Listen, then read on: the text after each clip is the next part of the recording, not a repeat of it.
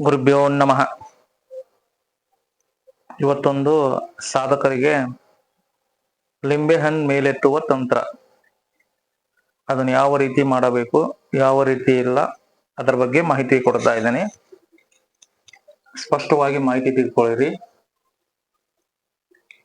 ಈ ರೀತಿ ನಕ್ಷತ್ರದ ಆಕಾರದಲ್ಲಿ ರಂಗೋಲಿಯಿಂದ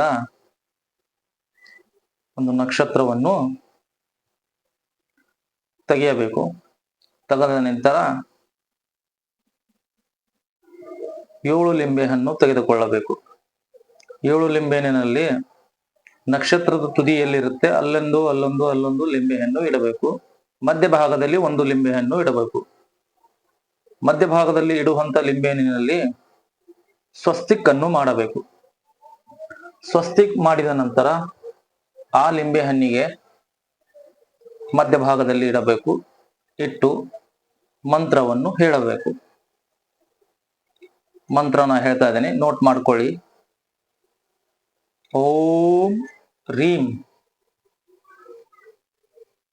ಲಿಂಬು ಆಕಾಶ ಗಮನಕ್ಕೆ ಎದ್ದೇಳು ಎದ್ದೇಳು ರೀಂ ಸ್ವಾಹ. ಮತ್ತೆ ನಾ ಹೇಳ್ತಾ ಇದ್ದೇನೆ, ಮಂತ್ರ ಗಮನವಿಟ್ಟು ಕೇಳಿ. ಓಂ ರೀಂ ಲಿಂಬು ಆಕಾಶ ಗಮನಕ್ಕೆ ಎದ್ದೇಳು ಎದ್ದೇಳು ರೀಂ ಸ್ವಾಹ. ಇದೇ ರೀತಿ ಏಕಾಂತ ರೂಮಿನಲ್ಲಿ ಕುತ್ಕೊಂಡು ಸುರಕ್ಷಾ ಕವಚವನ್ನು, ನಿಮ್ಮ ಶರೀರ ಸುರಕ್ಷಾ ಕವಚ ಮಂತ್ರವನ್ನು ಹೇಳಿ, ಆನಂತರ ಈ ಮಂತ್ರವನ್ನು 11 ಮಾಲಿ ಇಲ್ಲ 21 ಮಾಲಿ ರುದ್ರಾಕ್ಷಿಯ ಮಾಲೆಯಿಂದ ಈ ಮಂತ್ರವನ್ನು ಪಠನೆ ಮಾಡಬೇಕು. ಓಂ ರೀಂ ಲಿಂಬು ಆಕಾಶ ಗಮನಕ್ಕೆ ಎದ್ದೇಳು ಎದ್ದೇಳು ರೀಂ ಸ್ವಾಹ. ಈ ಮಂತ್ರ ಹೇಳ್ತಾ ಈ ವಿಧಾನ ಮಾಡಬೇಕು.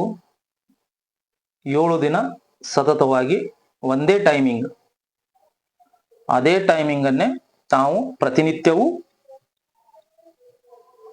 ಆ ಟೈಮಿಂಗಿಗೆ ಮಾಡಬೇಕು. ಇದೇ ರೀತಿ 7 ದಿನ ಮಾಡಬೇಕು.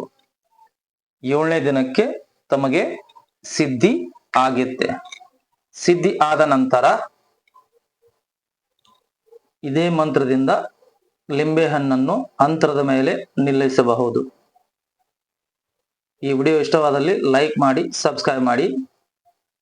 ಏನಾದರೂ ಸಮಸ್ಯೆ ಇದ್ದರೆ ಕಮೆಂಟ್ ಹಾಕಿ. ಧನ್ಯವಾದಗಳು.